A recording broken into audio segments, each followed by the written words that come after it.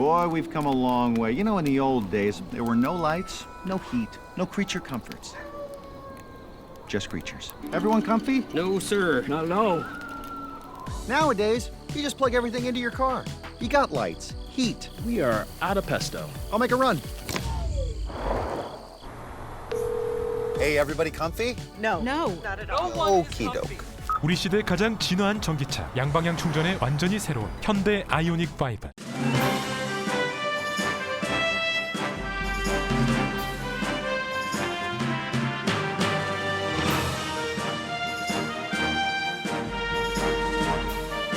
가을이 다가오는 9월, 라디오 서울과 함께 건강하고 활기찬 계절 맞이하세요. 강혜신의 오늘의 미국.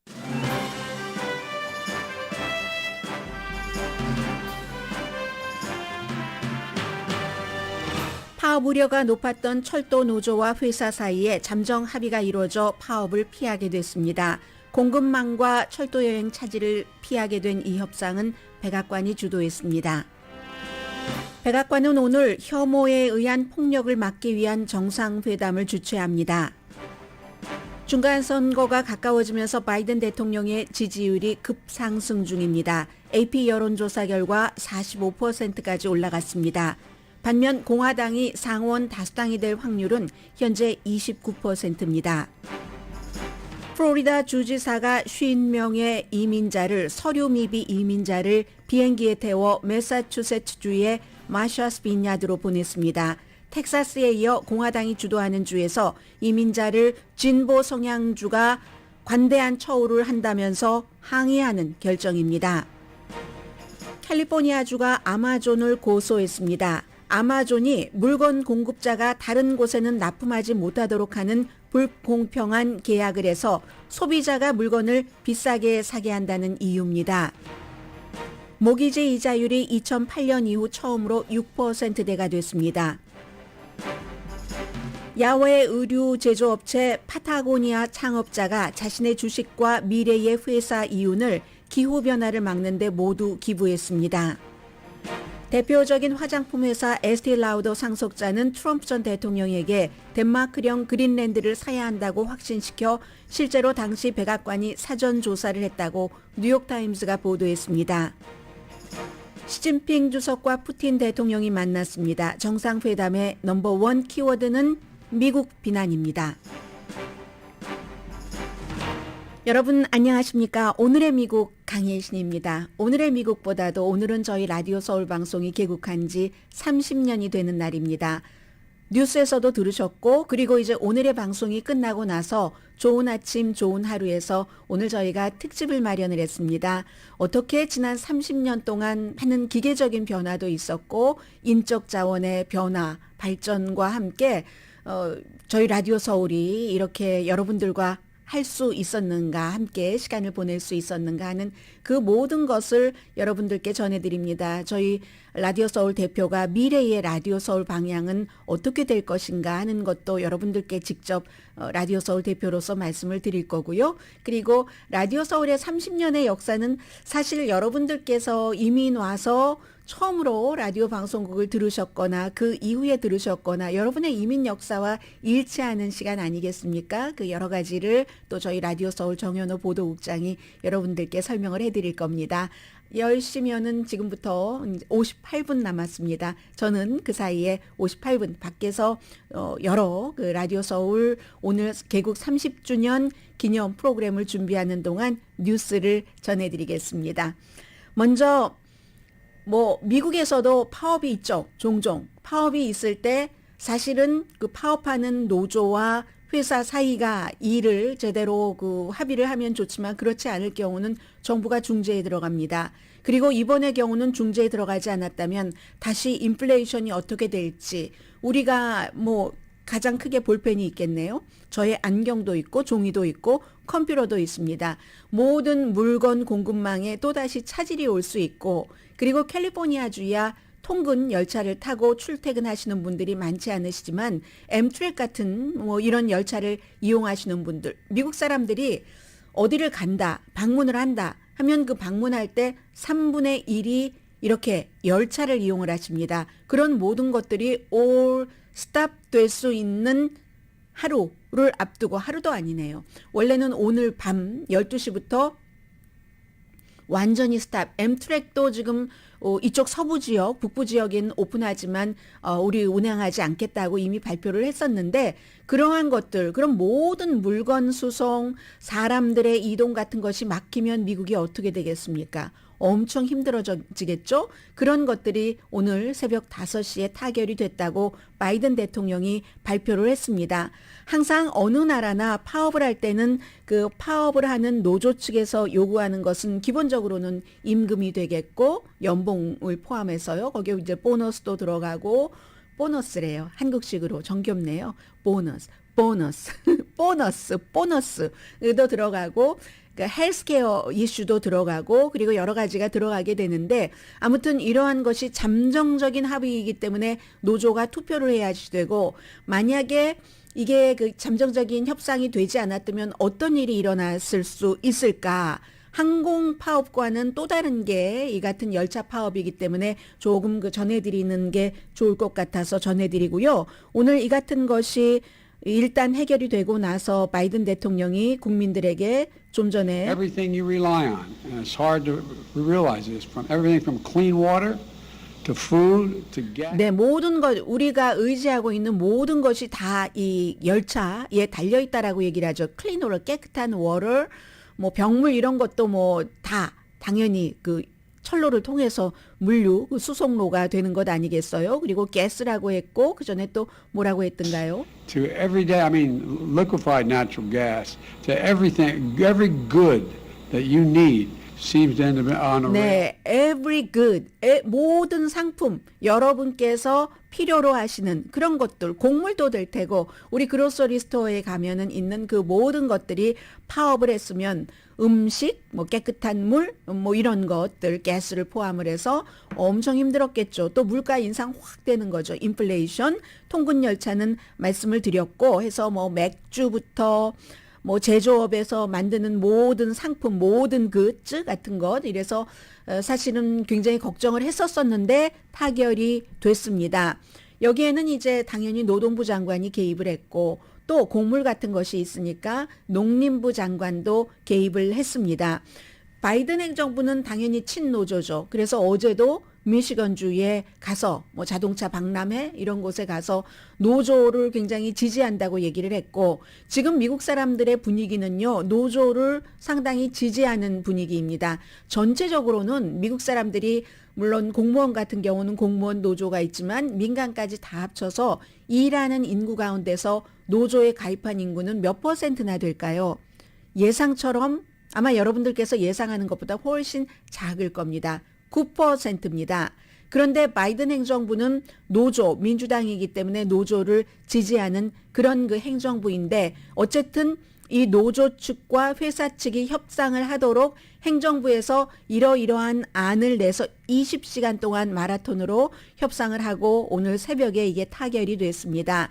임금은 지난 5년 동안의 것을 앞으로 2년까지 포함을 해서요.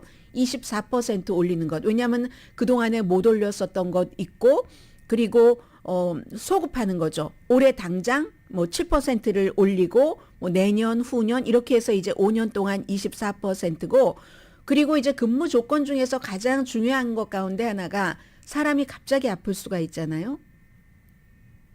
나뿐만이 아니라 나의 가족도 그런 경우에 예정에 없이 휴가를 써서 뭐 의사 선생님을 만난다던가 이럴 때 예정에 없는 휴가라 우리의 일에 차질이 줬다 해서 항상 이제 그런 직원에게 뭔가 그 처벌을 했다는 거죠. 이러한 처벌 규정을 없애달라는 것도 이 철도 노조의 요구였고 그리고 시간도 어느 나라나 마찬가지로 철도라든가 항공 이쪽 분야에서 일하시는 분들이 그 분야 전체에서도 특정한 분야는 좀 일하는 시간이 길잖아요. 그런 것들 우리 삶의 질을 이제 그 원한다 하고 했던 겁니다. 그런데 말씀드린 것처럼 잠정적인 것이기 때문에 앞으로 이게 노조의 투표가 있어야지 되는 것이고 중간 선거 앞두고 일어나는 일이잖아요. 아마 이 일이 타결이 되지 않았다면 바이든 대통령과 민주당에게 좋지 않았을 겁니다. 무척 좋지 않았을 겁니다.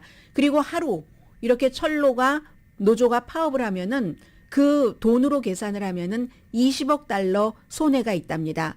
철로 노조에 가입된 사람이 11만 5천 명. 그래서 예전에는요.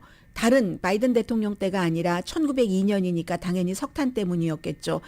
티오도어 루즈벨트 대통령 굉장히 힘들었었고 1952년도에는 이제 철강으로 해리 트루먼 대통령이 힘들었습니다. 바이든 대통령이 힘들었던 이것이 뒤에서 물밑 작업을 해서 그렇지 굉장히 행정부로서는 인텐시브한 그런 일이었고요.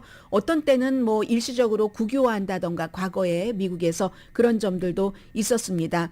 어쨌든 바이든 시대의 갤럽의 지금 여론조사 결과 노조를 지지한다. 노조를 설립하는 것을 지지한다 하는 사람의 비율이 굉장히 높아서 현재 68%가 지지를 하는데 민주당은 90%, 공화당도 47%나 노조 결성을 지지를 합니다.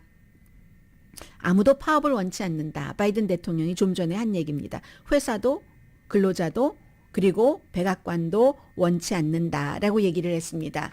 또 하나 지금 이 부분은 코리안 아메리칸도 굉장히 연관이 있는 건데 오늘 백악관에서 United We Stand Summit, United We Stand 우리가 함께 한다는 그 정상회담이 열리는데 이것은 최근에 혐오범죄 하면은 또 들어가면은 그 안에는 인종이 있습니다. 어떤 이유로든 흑백의 역사부터 시작해서 코비드-19 이후에는 우한 바이러스, 중국 바이러스, 차이니스 바이러스 하니까 뭐 중국 사람 얼굴이 어떻게 생겼는지 한국 사람 얼굴이 어떻게 생겼는지 모르는 많은 사람들이 한국 사람들을 코비드-19 시대의 혐오 범죄로 많이 공격을 했었습니다. 그래서 그에 대한 범죄가 굉장히 증가했다는 수치 같은 것은 뭐 말할 수 없이 몇백 % 이상 늘어나서 여러분들께 수없이 보도를 해드렸는데 그 같은 혐오 폭력을 막기 위한 정상회의를 백악관이 주도를 해서 오늘 백악관에서 아직 하진 않은 것 같아요. 왜냐하면 제가 방송에 들어오기 직전에 바이든 대통령이 좀 전에 들어보신 것과 같은 연설을 했기 때문에 이제 준비하고 하겠죠. 그래서 2016년도에는 뭐 예를 들어서 플로리다주 올랜도에서 성소수자들이 많이 가는 그런 나이트클럽에서 그들을 공격을 한 것이 있었고 혐오 범죄죠. 2019년도 텍사스 엘파소에서는 월마트에서 가해자는 멕시코계를 표적으로 했습니다. 올해 초 뉴욕의 그 버팔로 슈퍼마켓에서는 아프리칸 아메리칸을 공격했고 그리고 바이든 대통령이 이 이전에 직접 애틀란타 그쪽까지 방문을 해서 코리안 아메리칸이 포함된 아시아계에 대한 그런 그 범죄 같은 것. 오늘 이제 이런 얘기들, 수치 같은 것도 쭉 얘기를 하고요. 그러한 점들은 부통령이 발표하기에 적합하잖아요. 아프리칸 아메리칸이기도 하고 최초의 또 에이시안 아메리칸 부통령이고 게다 대고 또 여성이기 때문에 그래서 미국의 도대체 증오 범죄가 어느 정도인가 하는 것에 대해서 쭉 얘기를 하고 그리고 이제 또 백인 우월주의라든가 뭐 신나치주의라든가 하는 것을 말한답니다. 바이든 대통령은 대통령에 출마하게 된 결정적인 원인이 2017년 그 버지니아주 샤롯빌에서 열린 백인 우월주의자들 그 모임에 대해서 트럼프 전 대통령이 백인 우월주의자들 사이에도 좋은 사람들이 많다라고 얘기한 바로 그 점 때문에 본인이 대통령 선거에 나가야 되겠다라고 결심을 했다고 하죠. 이제 바이든 대통령도 오늘 당연히 연설을 하면서 16명의 유나이터라고 이름을 지어서 이러한 혐오, 증오 범죄 같은 것을 막기 위해서 열심히 커뮤니티에서 일하신 분들이 계시잖아요. 그분들을 아마 뭐 좀 상도 주고 하는가 봅니다.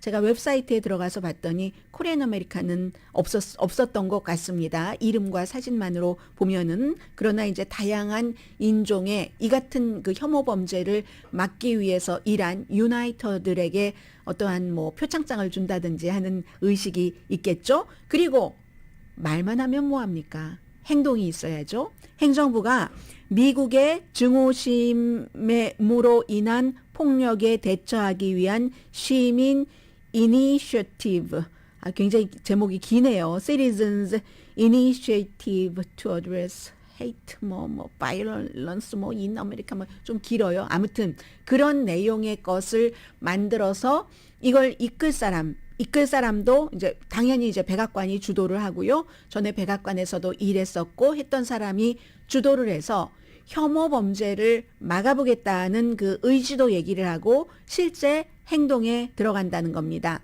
이 모든 것은 전부 중간 선거를 겨냥을 한 것입니다. 지금 예를 들어서 히스패닉 가운데서도 전에는 히스패닉 하면은 거의가 민주당 지지자였는데 공화당이 몇 년 동안 많이 공을 들인 것도 있고 또 히스패닉계도 미국에서 산 기간이 길어지면서 경제적으로 굉장히 그 부자가 된 사람들 그런 사람들은 또 그 공화당의 세금 정책 같은 것을 지지하기 때문에 공화당에 많이 투표를 합니다. 그런 것들을 이제 바이든 대통령이 다시 민주당으로 가져오기 위해서 에이시안 아메리칸도 공화당 쪽으로 향하는 에이시안 아메리칸들이 많거든요. 시간이 지나면서 그런 일들을 하는 겁니다. 그러니까 뭐 얼마 전에 그 펜실베니아주에서 또 어제 그 디트로이트에서 여러 가지 다 각 분야들을 노조를 겨냥하거나 소수인종을 타겟으로 하거나 캠페인 중인 겁니다. 지금 대통령으로서 현직 대통령으로 할 수 있는 국정 운영이기도 하지만 선거 캠페인이기도 합니다. 그게 이제 그 펜실베니아 필라델피아에서 그 트럼프 전 대통령에게 투표했었던 사람 다를 말하는 게 아니고 트럼프 전 대통령을 지지하는 사람 다를 말하는 게 아니고 그 가운데서 유난히 극단적이고 분열과 그리고 이제 그 가짜 뉴스 같은 것만 음모만 믿는 그런 사람들은 미국 민주주의의 아주 위험한 인물이다라고 얘기를 했었잖아요. 그 형태로 오늘 아침에 파업으로 가지 않게 정부가 적극적인 중재를 해서 푸는 것 그리고 에이시안 아메리칸을 포함해서 혐오 범죄로 폭력의 대상이 되지 않도록 미국 국민이 이렇게 하는 일들을 바이든 대통령이 하고 있습니다. 그래서 이제 바이든 대통령 그 여러 가지 지금 많이 적어왔는데 더 이상 말씀드릴 필요 없을 것 같고요. 아무튼 중간 선거를 위해서 어느 동네에 가서는 미국의 영혼을 되살려야 된다라고 얘기를 하고 또 어떤 동네에 가서는 무슨 얘기를 하고 백악관에서는 에이시안 아메리칸을 포함한 혐오 범죄 방지를 위한 정상회담까지 하는 이런 바이든 대통령의 모습입니다.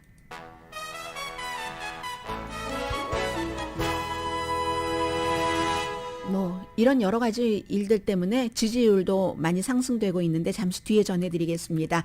오늘의 미국은 존경받는 기업 17년 연속 1위, 소비자 신뢰도 1위인 유한양행 뉴 오리진 미주 총판, 피부과학 셀리온, 이민법 가정법 전문 제인정 종합법률사무소, 프리미엄 고기 쌈밥 전문 레스토랑 쌈, 재래식으로 직접 만드는 검정콩 생순두부 수라원 순두부, 한국 홈쇼핑 공동 후원입니다. 잠시 뒤에 미국에 살면서 한 5년 전보다 이민자들은 미국의 어떤 인종에 대한 그 주 정부의 색깔과 성향과 정책을 깊이 알아둘 필요가 있습니다. 잠시 뒤에 전해드립니다.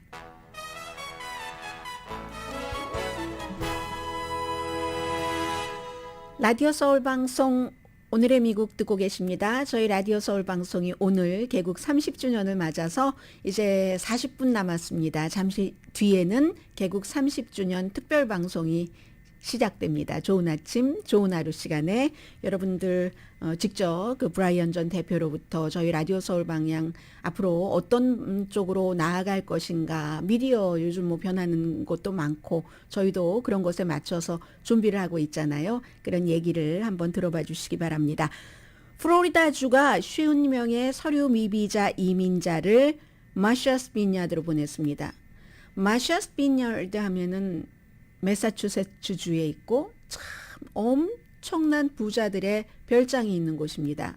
서류 미비 이민자들과 마샤스 비냐드가 별로 어울리지 않을 겁니다. 사람들은 조금 본인들이 편안한 곳으로 가는 곳, 편안한 곳에서 살기를 원하죠. 그런데 이제 이것은 지금 공화당이 주지사이고 공화당 성향인 곳에서 민주당과 여러 가지 이민에 대한 생각이 더러 아주 크게 다르기 때문에 텍사스 주지사나 플로리다 주지사는 지금 민주당 행정부가 이민자에 대해서 너무 관대하다. 미국 사람들도 힘든데 무슨 뭐 난민이니 뭐니 그게 어딨어. 아메리카 포스트지라고 하면서 그렇게 말하면 니들이 한번 케어해봐. 우리가 국경에 있다고 왜 텍사스 사람들이 그것을 케어해야지 되지?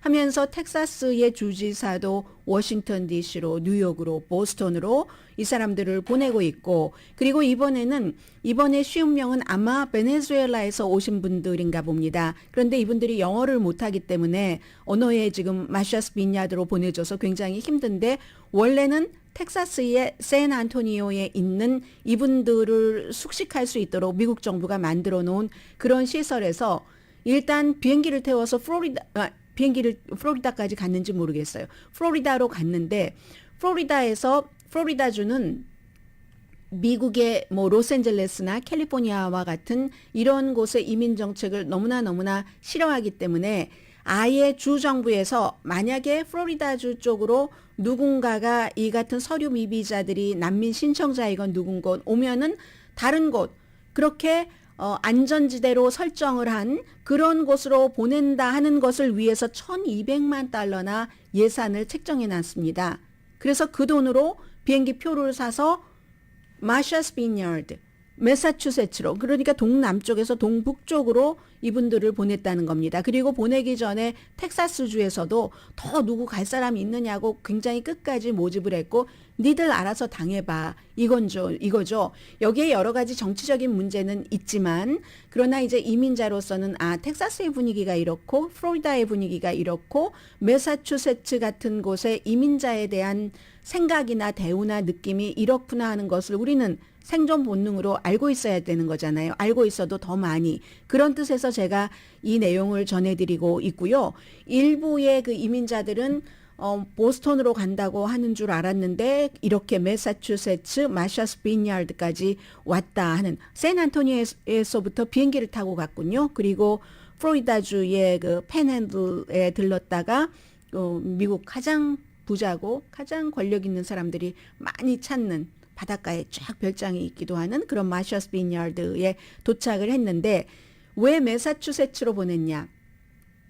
매사추세츠도 진보적이지만 주지사는 공화당입니다. 이 플로리다주의 론 디센티스라는 재선을 치러야지 되고 그리고 백악관을 바라보고 있는 이 주지사는 다른 공화당이 덜 보수적이다 하면서 공격을 하고 싶은 것이라는 걸 누구나 다 알 수가 있습니다. 찰리 베이커 공화당, 매사추세츠 공화당, 매사추세츠 사람들이 여러 가지로 이제 그 뭐 재정적인 것 같은 이런 것에 보수적이기 때문에 공화당 주지사를 많이 두고 있는데 이번에는 어떨지 모르겠어요. 공화당의 후보가 그다지 그 전반적으로 인기 있는 사람은 아니기 때문에 해서 이제 그 플로리다 주지사의 대변인이 팍스 텔레비전 같은 데 나와서 많이 얘기합니다. 피난처라면서 sanctuary city, sanctuary state라면서 그러니까 그런 곳이 다 알아서 해야지 되는 것 아니야? 하고 플로리다주는 바이든 행정부를 고소하기까지 했습니다.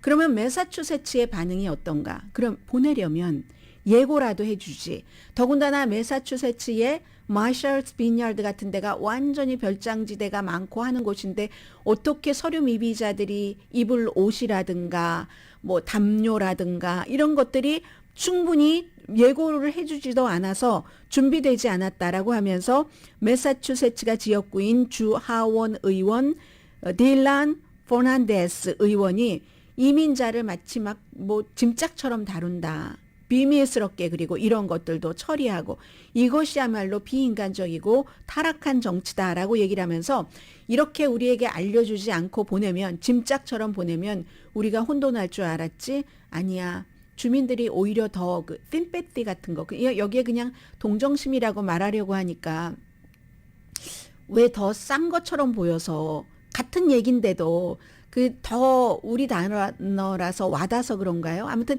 연민이라고 할까요? 그러면 그런 것들을 더 사람들이 많이 느낀다. 우리나라가 이민자 덕분에 강해졌고 이민자 덕분에 강한 그런 커뮤니티도 그렇고 공동체다. 매사추세츠만 하더라도 그런 생각을 갖고 있다는 겁니다. 플로리다주에 물론 개개인의 생각은 다 다르죠. 그리고 전반적인 그 흐름, 정치적인 흐름을 말씀드리는 겁니다. 그래서 지금 통역을요. 마셔스 빈야드에서 이분 베네수엘라에서 오신 분들을 통역을 할 수가 없어서 거기 인구도 워낙 작고 하니까 고등학교에서 이분들과 의사소통을 할 수 있는 학생들이 그냥 완전히 강제로 통역사가 된 거예요. 전쟁터에서 통역사를 강제로 뽑는 것처럼 그렇게 일하고 있다고 하고 텍사스주는 4월 달 이후에 7,600명이나 되는 분들을 워싱턴 DC로 보내서 말씀드렸었죠. 워싱턴 DC가 비상사태를 선포를 했고 지금 다른 민주당인 주의 주지사나 시장도 언제 우리 시에 이런 일이 닥칠지 모른다고 각오하고 준비하고 있습니다. 침대 같은 것이 하루아침에 마련될 수는 있지만 그리고 같은 곳에 이렇게 모시는 게 좋잖아요. 그분들을. 그래서 굉장히 지금 불편하다라는 얘기가 있고요. 마셔스 빈야드라는 그야말로 이 플로리다 주지사가 계산하기는 진보의 엘리트들이 살고 있는 곳이지 가끔 머무는 곳이지 당해봐라 흥 하는 얘기고 NPR 방송이 그곳에 가신 분들 3분을 인터뷰를 했습니다. 그랬더니 30살의 안드레이 두아르테라는 분이 본인이 이제 어떻게 이렇게 왔는가 하는 그런 우리가 막 들어도 우리도 다 이민자이기 때문에 알 수 있는 이민자도 돈 너무 많이 처음부터 갖고 오신 분들은 모르지만 라면 상자 접어서 그것을 식탁인 양 라면을 끓여 먹고 가족들이 올 때까지 기다리고 돈 모으고 하셨던 분들 많으시잖아요. 바퀴벌레 나오는 아파트먼트에 살고 계시고 그랬던 분들 얼마나 많으세요. 이제 그런 스토리들을 얘기들을 했습니다. 아무튼 이것은 공화당인 주와 민주당인 주 사이에 완전히 중간 선거를 앞두고 격돌하는 모습이고요. 그리고 바이든 대통령의 지지율은 급상승이라고도 말씀드릴 수 있겠습니다. 아직도 그렇게 높진 않아요. AP통신과 함께 늘 여론조사를 하는 그 녹센터 여론조사 결과 지지율 현재 45%까지 올랐습니다. 7월 달에 36%였기 때문에 9%포인트 오른 것은 많이 오른 것이고요. 그런데 지금도 그 물밑에서는 아직은 그 많은 사람들이 특히 경제에 대한 리더십 물가 상승이 너무 높기 때문에 바이든 대통령을 지지한다는 사람 경제에 대해서 38%밖에 되지 않습니다. 그나마 지금 그 45%까지 지지율이 올라간 것은 가솔린 값도 내려가고 여러 가지 법안 같은 것들이 마련되고 하면서 미적지근하긴 하지만 바이든 대통령의 지지율에 추진력 어떤 딱 정말 올라갈 수 있는 추진력이 붙은 것은 분명해 보입니다. 그리고 538 그 웹사이트 네이트 실버시가 하는 딱 그 정치계의 분위기를 흐름을 파악하는 이곳에 따르면 오늘 아침에 보니까 이제 공화당이 상원에서 다수당이 될 가능성은 29%밖에 안 됩니다. 71%는 민주당 쪽으로 이게 너무나 마가 공화당 후보를 선택을 했기 때문에 예비선거에서 몇 개 주에서 그렇거든요. 지금 펜실베니아나 여러 개 주에서 그러니까 이게 중간선거 본선거에 가면은 심지어는 무당파뿐만이 아니라 민주당 표까지 있어야지 주지사 당선 확보할 수 있는 표가 딱 그 개런티가 되는데 그게 안 되기 때문에 너무 한쪽으로 쏠린 쪽이 되기 때문에 힘들다는 겁니다. 공화당이 상원 다수당을 할 수 있기에. 이게 이제 바이든 대통령이 선택할 때도 선출될 때도 마찬가지였었죠. 엘리자베스 워렌이라든가 버니 샌더스라든가 이런 후보들이 너무나 바이든 현 대통령보다는 좌쪽이었기 때문에 민주당에서는 걱정을 한 거죠. 바이든 대통령에 대한 그 사람들의 지지율은 그때도 지금도 항상 미적지근합니다. 미적지근하긴 하지만 안전할 것이다. 엘리자베스 워렌이라든가 또 그 버니 샌더스라든가 이런 사람들은 노조나 노동에 대해서 훨씬 더 극단적인 그 많은 생각들을 갖고 있기 때문에 헬스케어 포 올이라든가 그래서 중도적인 바이든 대통령을 후보로 선택하기 위해서 민주당이 무척 지도부가 노력을 했고 그게 지금 성공을 한 결과입니다. 그런데 예비선거에서는 트럼프 전 대통령이 지지하는 때로는 트럼프 전 대통령보다 트럼피즘보다 훨씬 더 극우적인 후보를 많이 선택해서 공화당 가운데서 상당수가 좋아했을지는 모르지만 일장 춘몽일 가능성이 높다는 겁니다. 본선거를 생각을 하면은. 그래서 선거에서는 항상 뭐든지 다 그렇지만 과정도 중요하지만 결과가 가장 중요한 게 선거잖아요. 선거야말로 결과가 가장 중요하죠. 그렇다고 무슨 뭐 과정에서 결과의 중요성을 다 해쳐버릴 만큼의 뭐 더러움과 때가 묻은 그런 과정을 보내면 안 되겠지만, 그리고 그런 선거 과정을 보내면 그것은 선거법 위반이기 때문에 계속 그 지탱을 할 수가 없는 것은 사실이고요. 아무튼 이리하여 잠시 과정에서는 공화당에서 이 사람 너무 좋아, 속이 시원하네 라고 일부 또 극우적인 매체에서도 그렇게 할 수 있었을지는 모릅니다만, 지금 공화당 상원의 다수당 탈환 가능성은 29%밖에 안 됩니다. 특히 이제 위스콘신이라든가 조지아주, 여기가 이제 그 토스업이에요. 네바다도 약간 그렇고 애리조나주도 그렇고, 애리조나주의 경우는 뭐 지금 민주당이 갖고 있지만 여기도 이제 토스업인 경우가 그런 그 지역이고요. 그리고 이제 그러면 민주당은 조금 안심할 수 있겠는데, 상원에서 척 슈머 민주당 상원 원내대표가 몇몇 사람들, 친한 사람들, 특히 이제 애리조나 주의 마크 켈리라든가 이 사람 약간 위험하거든요. 지금 우주인 출신의 가브리엘 기퍼즈라는, 원래 자신의 그 와이프가 있었던 곳에서 이제 그 와이프가 총에 맞아서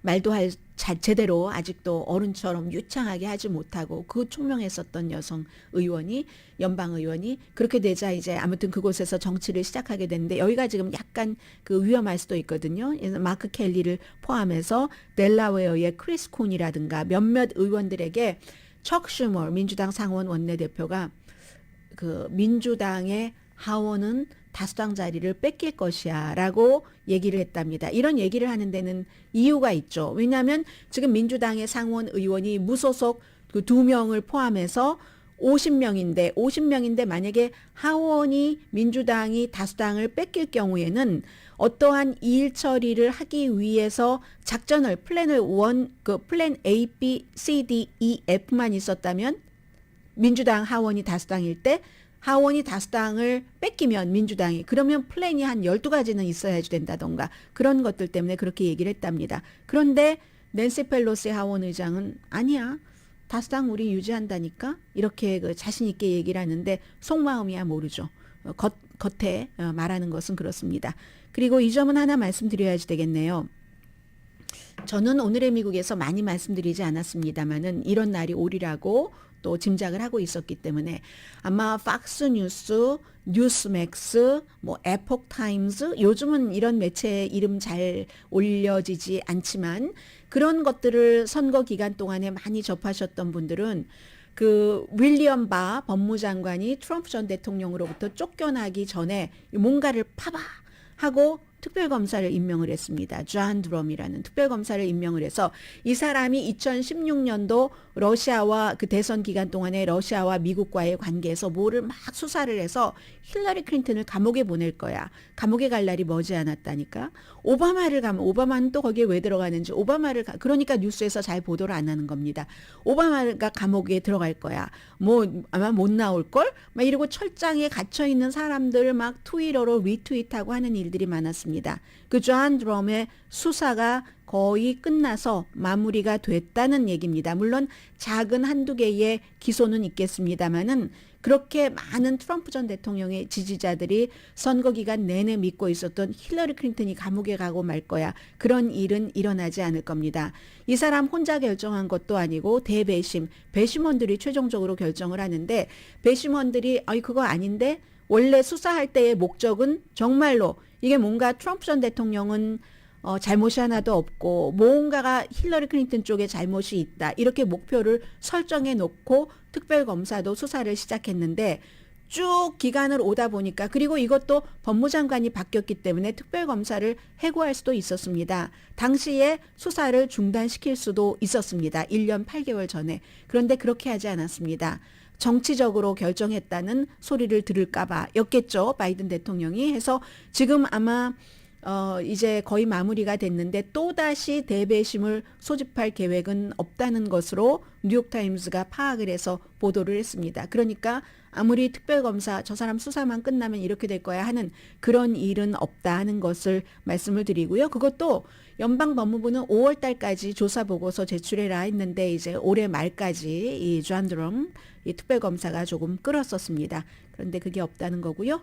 그 밖에는 뭐 인디아나주에서도 그렇고 뭐 늘 예상을 했었던 거니까는요. 웨스트 버지니아에서도 거의 모든 경우에 낙태를 금지하는 것이 이제 시행이 되게 되는 오늘이네요. 인디아나주는 참 이게 불과 얼마 전에 오하이오주에서 낙태가 금지가 돼서 뭐 12살이었던가요? 11살 아니었나요? 강간당한 그 소녀가 인디아나주로 보내져서 그곳에서 의사에 의해서 낙태 알약으로 낙태를 한 그런 케이스가 있었잖아요. 그런데 이제 인디아나 너마저도 인디아나주 주변에 이 같은 오하이오주처럼 먼저 낙태 금지를 시행했었던 주가 많기 때문에 인디아나주가 일종의 뭐 피신처 주처럼 그런 일들을 했었는데 이제 더 이상 인디아나주에서도 그런 일은 없게 됐습니다.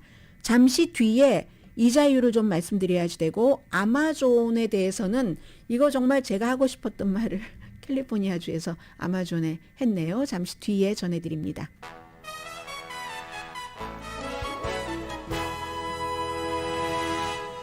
라디오 서울 방송 오늘의 미국 듣고 계십니다. 프레디 맥이 오늘 발표한 것 보니까 2008년 11월 이후에 30년 고정 모기지 이자율이 처음으로 6%대입니다. 지난주에 거의 뭐 6% 가까이 5.89%였고 지금 6.02% 물론 개인에 따라서 약간 차이는 있지만 이렇게 되는 경우는 특히 처음 집을 사려고 하시는 분들은 워낙에 다운페이먼트 부담에 이자율에 그런 페이먼트가 늘어나잖아요. 아주 힘들어지는 거죠. 당연히 모기지 신청률도 크게 줄어들었습니다. 그렇다고 해서 그럼 집값이 엄청 내려갈 것인가? 이것은 집값에 대한 보도가 나온 몇 개월 전부터 여러분들께 계속 꾸준하게 전문가들의 의견은 변치 않습니다. 마지막으로 가면 항상 수요와 공급입니다.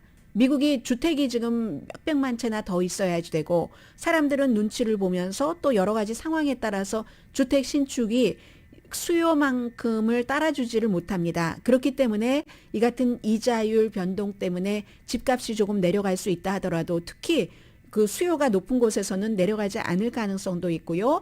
그다지 많이 뭐 집값이 폭락한다. 대부분 전체적으로 평균적으로 그런 일은 없을 것이라는 게 전반적인 얘기입니다. 모기지 신청률은요. 지난해 같은 기간과 비교하면은 지금 한 30% 정도는 줄어들었고요.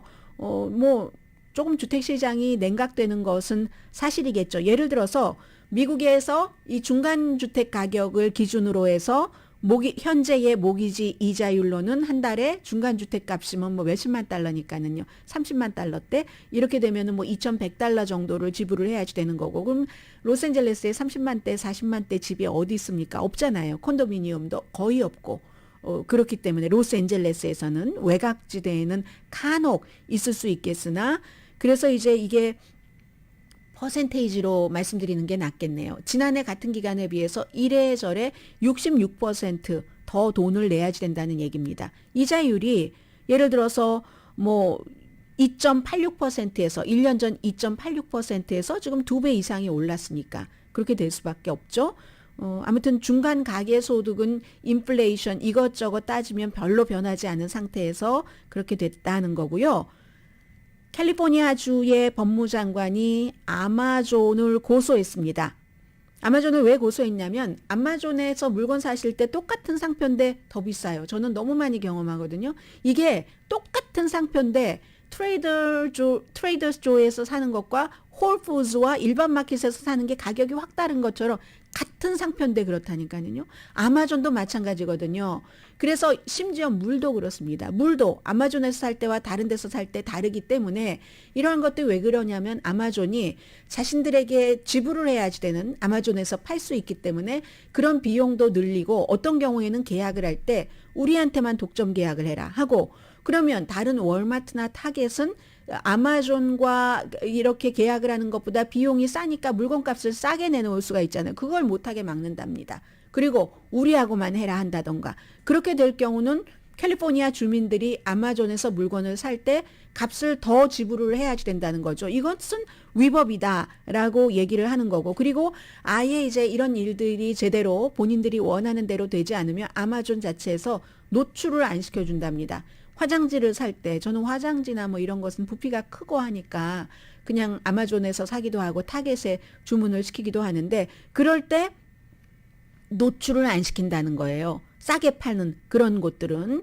그래서 이거는 그 경쟁적인 계약이다라고 얘기를 하고 있고, 아마존은 아니라고 하는데 캘리포니아주에서 그 정도 되면은 맞는 거죠. 그래서 저는 아마존에서 물건 살 때 제가 사려고 하는 물건을 그냥 구글에다가 찍고 구글의 맨 위에 메뉴에서 쇼핑을 찍습니다. 그럼 그 똑같은 물건이 월마트나 코스코나 타겟에 다 있으면 제일 싼 곳으로 선택을 하죠. 급한 것은 아마존에서 바로 내일 배달을 해주니까 그러고, 타겟은요 당일 배달도 있어요 요즘에. 그렇기 때문에 보고 소비자가 사야지, 그렇게 해야지만 아마존도 그 자신들의 그 비싸게 받는 것을 줄일 수가 있겠죠. 아무튼 그렇습니다. 돈을 너무너무 많이 벌어서 그런지 오늘이요, 오늘 더스데이 맞죠? NFL 그 광고 데뷔를 합니다. 로스앤젤레스 차저스하고 그 캔사스시티 그 칩스가 오늘 하잖아요. 아마존이 아무튼 그렇게 하게 됐고요. 엘리자베스 2세에 대한 뭐 조의를 표시하는 분들 너무 많아서 몇 마일 길을 서서 그러면 하루 더 걸린다고 하는데, 그래도 영국 사람들 침착함으로 유명하잖아요.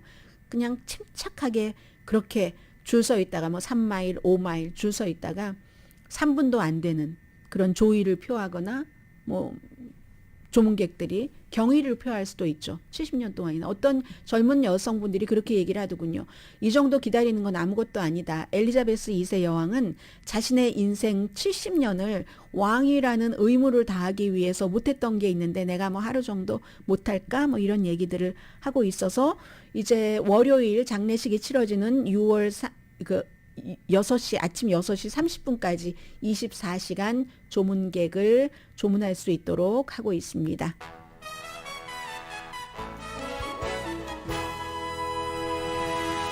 라디오 서울 방송 오늘의 미국 듣고 계십니다. 네, 파타고니아라고 아시죠? 여러분들 산 가시는 분들 주면은 한 줌밖에 안 된다는 그런 겉옷 같은 거 파는 그 창업자가 83살이신데 이본 슈날이라는 분이, 이분이요 본인의 자산을 본인뿐만이 아니라 와이프, 성인 아이들도 둘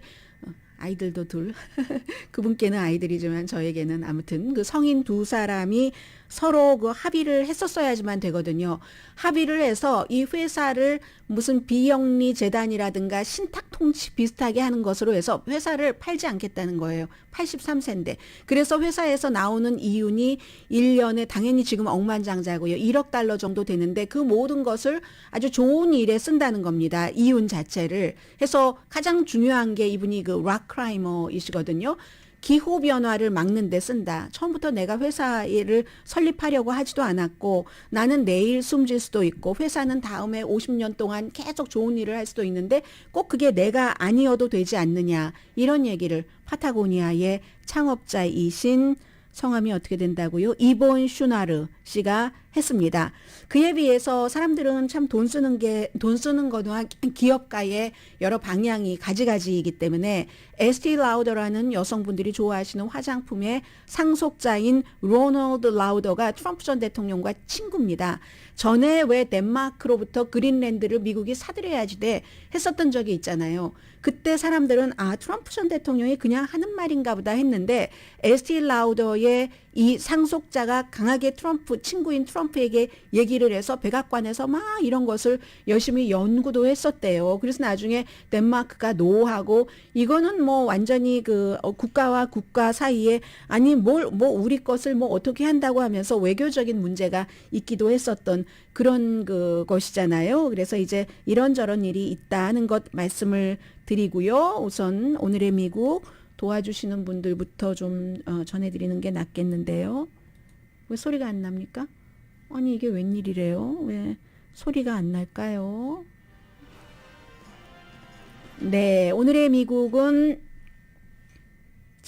끄고요. 오늘의 미국을 도와주시는 분들입니다. 오늘의 미국은 존경받는 기업 17년 연속 1위, 소비자 신뢰도 1위인 유한양행 뉴오리진 미주 총판, 피부과학 셀리온, 이민법 가정법 전문 제인정 종합법률사무소, 프리미엄 고기 쌈밥 전문 레스토랑 쌈, 재래식으로 직접 만드는 검정콩 생순두부, 수라원 순두부, 한국 홈쇼핑 공동후원이었습니다. 10시에 좋은 아침 좋은 하루 방송되는데 좋은 아침 좋은 하루는 오늘 저희 라디오 서울 방송 30주년 기념 특집 방송이라는 것 다시 한번 말씀드립니다. 그리고 시진핑 중국 국가주석과 이 블라디미르 푸틴 러시아 대통령의 회담을 말씀을 드려야지 될 텐데 이분들이 상하이 협력기구 정상회의를 하면서 우크라이나에서 만났는데 우크라이나 전쟁 당연히 얘기했고 대만에 대해서 얘기를 했는데 문제는 이 양쪽에 다 미국이 잘못하고 있다. 그렇기 때문에 시진핑 중국 국가주석이 그 회담할 때 자체에는 공개적으로 우크라이나를 얘기하지 않았지만 성명에는 이 러시아의 입장을 존중한다는 것이 들어갔다는 거거든요. 외교적으로 지금 애매모호한 이 시점에 시진핑 주석이 푸틴을 지지한 그런 방문이다라고 보면 되고 역시 푸틴도 미국과의 관계에 있어서 이 시진핑을 지지한 이런 것이라고 보시면 되겠습니다. 강희신이었습니다.